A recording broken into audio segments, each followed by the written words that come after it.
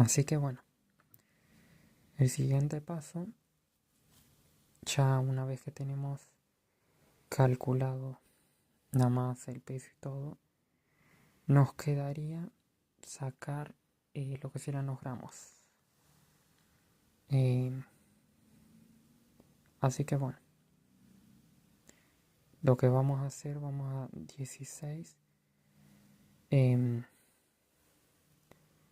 más 6 más 24. Así que vamos a hacer lo siguiente.